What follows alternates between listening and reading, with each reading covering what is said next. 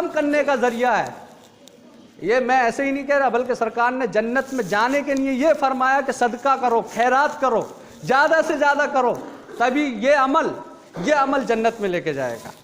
تو جنت بڑی اور تو عمل بھی بڑا ہوگا، اس کے لیے عمل بھی بڑا چاہیے۔ تو خیرات کرنا، خرچ کرنا اللہ کی راہ میں، یہ عمل بھی بڑا ہے، کیونکہ یہ ہر کسی کے لیے آسان نہیں ہے۔ نماز پڑھنا بھی ہر کسی کے لیے آسان نہیں ہے۔ نماز تو فرض ہے لیکن پڑھتے سب نہیں ہیں۔ 4 رکعت ہے، 4 رکعت کو اگر تم پڑھو دل سے تو تمہارے لیے واقعی آسان ہے، کوئی زیادہ سخت نہیں ہے۔ پڑھو تو، اور نہ پڑھو تو دیکھو بالکل کتنی بڑی چیز ہے یہ۔ تو فرمایا کہ بڑی چیز کے بارے میں پوچھا، اور پھر فرمایا سرکار نے وَإِنَّهُ لَيَسِيرٌ عَلَى مَن يَسَّرَهُ اللَّهُ، ہاں اس پر آسان ہے اللہ جس پر کرم فرما دے، اللہ جسے آسان کر دے۔ یعنی مطلب یہ حدیث کا الفاظ ان حدیث کے الفاظ کے 2 مطلب بیان کیے ہیں مفسرین نے۔ یا تو یہ مطلب ہے، ہاں یہ بات مجھے سرکار نے جب یہ فرمایا کہ ہاں اس پر آسان ہے اللہ جسے آسان کر دے، ہاں اس پر آسان ہے اللہ جس پر آسان کر دے، تو اس کا مطلب یہ ہے کہ ہاں یہ بات مجھ پہ آسان ہے، یہ بات مجھ پہ آسان ہے کہ میں ایسا عمل بتا سکتا ہوں جو تمہیں جنت میں داخل کر دے اور جہنم سے دور کر دے، یہ بات مجھ پہ آسان ہے۔ یا پھر مطلب یہ ہے اس حدیث کے جملے کا، یہ بات یعنی یہ اعمال اس پر آسان ہے جس پر اللہ اپنا کرم فرما دے، جس پر اپنا اللہ رحم فرما دے، جس پر اللہ اپنا فضل فرما دے۔ حضرات کوئی بھی جنت میں جائے گا بغیر اللہ کے فضل کے نہیں جا سکتا، بغیر اللہ کے کرم کے نہیں جا سکتا، بغیر اللہ کے رحم کے نہیں جا سکتا، کیونکہ دیا ہے قرآن و حدیث میں ایک ملتا ہے کہ ایک شخص کہے گا میدان حشر میں، کیا کہے گا کہ مجھے جنت میں جانا ہے یا اللہ، لیکن میں اپنے اعمال کی بنیاد پر جانا چاہتا ہوں، یا اللہ میں اپنی اعمال کی بنیاد پر جانا چاہتا ہوں۔ تو ٹھیک ہے جا کے دکھا، پہلے تیرا میزان عمل کرتے ہیں، تیری نیکیوں کو تولتے ہیں اور ہم اپنے عدل کو تولتے ہیں۔ جب اللہ تعالیٰ اس کی آنکھ نکال کے میزان عمل میں رکھے گا تو یہ سمجھ لو پوری زندگی کے عمل ایک طرف اور اللہ کی عطا کی ہوئی آنکھ ایک طرف، تو آنکھ بھاری ہو جائے گی اور اس کے اعمال میں کوئی بھی وزن نہیں رہے گا۔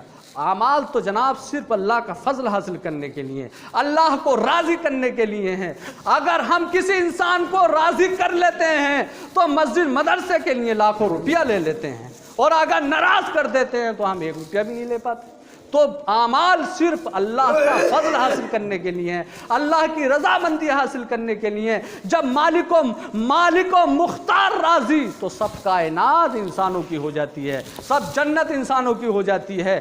تو کہا ہے کسی شاعر نے کہ خالق کل نے آپ کو مالک کل بنا دیا، دونوں جہاں ہے آپ کے قبضہ و اختیار میں۔ مطلب یہ ہے کہ خالق و مالک اللہ ہے، اور اس نے اپنے رسول کو مختار و مالک کے کونین بنایا ہے۔ جسے جنت چاہیے وہ رسول کو راضی کر لے، کیونکہ ارشاد فرمایا گیا ہے جو رسول کو راضی کر لیتا ہے وہ اللہ کو راضی کر لیتا ہے۔ حضرات تو سب سے پہلے رسول اللہ کو راضی کرنا ہے، انبیاء کو راضی کرنا ہے، اولیاء کو راضی کرنا ہے۔ اور ماشاءاللہ مہینہ بھی یہ 11ویں شریف کا ہے، بڑا اہم مہینہ ہے۔ اس میں فاتحہ دلائی جاتی ہیں، فاتحہ دلائی جاتی ہیں، دلائی جاتی ہے کہ نہیں؟ تو یہ تو بہت اچھا طریقہ ہے، اور اب سے تھوڑی کرنے چل آئے، یہ تو غوث سرکار خود کرتے تھے اس کو 11ویں شریف کو، کیا کہ غوث پاک کی 11ویں سرکار کرتے تھے۔ میں ابھی تم نے پڑھا نہیں ہے، ابھی پڑھو گے تو پتہ چلے گا کیا ہے 11ویں شریف۔ 11ویں تاریخ کو سرکار فاتحہ کا اہتمام فرماتے تھے، اصال ثواب کا اہتمام کرتے تھے۔ اسی عمل کو اپنایا صحابہ نے، اسی عمل کو غوث پاک نے اتنا اپنایا کہ سرکار کے اس عمل کو غوث پاک کا نام دے دیا گیا۔ اور ماشاءاللہ جو ڈوبی ہوئی کشتی سالوں سال میں ڈوبی ہوئی بارات کو اپنے حکم سے نکال دے، کہہ دے کہ اللہ کے حکم سے نکل جائے، تو اس کا عمل غلط تو ہو نہیں سکتا۔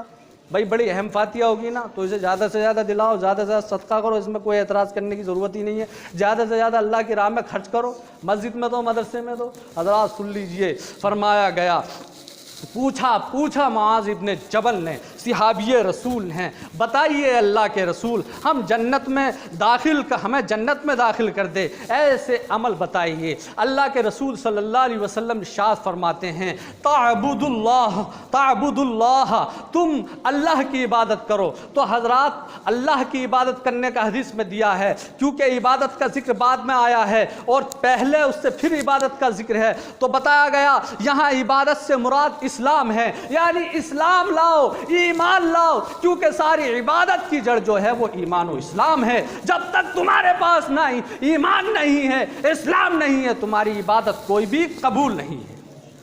اس لیے پہلے ایمان لاؤ۔ پھر سرکار نے فرمایا تو پھر اس کے بعد میں وَتُقِيمُ الصَّلَاةَ وَتُؤْتِ الزَّكَاةَ وَتَحُجُّ الْبَيْتَ، کہ پھر اس کے بعد میں تم جو ہے نماز پڑھو، پھر اس کے بعد میں زکوٰۃ دو، پھر اگر تمہارے پاس مال اتنا ہے تو حج کرو۔ حضرات اس طریقے سے بتایا گیا کہ ہر دن نماز پنجگانہ ادا کرو، اور ہر سال میں روزے رکھو مہینے کے، اور ہر سال زکوٰۃ ادا کرو، اور تمہارے پاس اگر زیادہ مال ہے اور حج فرض ہو گیا ہے تو حج ادا کرو۔ اس طریقے سے اعمال کرنے سے اللہ تبارک و تعالی ان اعمال کے ذریعے تم کو جنت عطا فرمائے گا۔ حضرات معلوم ہوا کہ ان اعمال کے ذریعے آدمی جنت میں داخل ہو سکتا ہے۔ اور حضرات یہ حدیث ہوئی، اس کا آخری خلاصہ کلام نکل کر کے آیا کہ ہمارا سب سے پہلے حدیث میں ایمان کو رکھا، اسلام کو رکھا، تو ہمیں بزرگان دین کے عمل پر کوئی اعتراض نہیں کرنا چاہیے۔ فاتحہ ہو رہی ہے 11ویں تو خوب سے خوب دلانا چاہیے، اور علماء پہ تنقید نہیں کرنا چاہیے، کیونکہ علماء حق تو ایک جماعت موجود ہے جن کی وجہ سے دنیا موجود ہے۔ تو حضرات سارے علماء غلط نہیں ہیں، کچھ علماء غلط ہیں، سارے علماء زیادہ تر علماء حق پر ہیں، اور وہ عالم ہی کیا ہے جو غلط ہو، وہ عالم ہی نہیں ہو سکتا، اس لیے تم عالم کو برا نہیں کہہ سکتے، اس لیے تم انبیاء کو برا نہیں کہہ سکتے۔ کیوں؟ اس لیے کہ انبیاء حق پر ہیں، اللہ کے محبوب بندے ہیں اور پسندیدہ بندے ہیں، اور ان کے نائبین علماء کرام ہیں، تو ان کا نائب حق پر ہوگا، سچا ہوگا، غلط نہیں ہو سکتا۔ آج کل مسلمین مومنین لان تان کرتے ہیں، ارے تمہیں پتا ہے لان تان کیوں کرتے ہو علماء کرام پہ؟ کسی پہ بھی لان تان کیوں کرتے ہو تم؟ کسی بھائی پہ لان تان کیوں کرتے ہو؟ لان تان سے بچنے کے لیے اللہ کے رسول نے فرمایا ہے، ایک مرتبہ اللہ کے رسول نماز عیدگاہ میں گئے تو نماز پڑھانے کے لیے وہاں ایک جماعت کے پاس گئے، آپ نے جان لیا کہ یہ جماعت ایسی ہے جو لان تان لوگوں پہ زیادہ کرتی ہے۔ اللہ کے رسول نے ارشاد فرمایا انی اریتکن کثیرا، اے جماعت سن لو، میں نے تم کو زیادہ تر جہنم میں دیکھا ہے آنے والے وقت میں۔ معلوم ہوا اس حدیث سے کہ اللہ کے رسول آنے والے سمے کا وقت بھی جان لیتے ہیں، واقعات سے بھی باخبر ہو جاتے ہیں۔ فرماتے ہیں آنے والے وقت میں نے تم کو زیادہ تر جہنم میں دیکھا ہے۔ کیوں؟ اس لیے کہ تم لان تان زیادہ کرتے ہو۔ معلوم ہوا کہ تمہیں لان تان جو ہے جہنم میں لے کے جائے گا، جنت میں لے کے نہیں جائے گا۔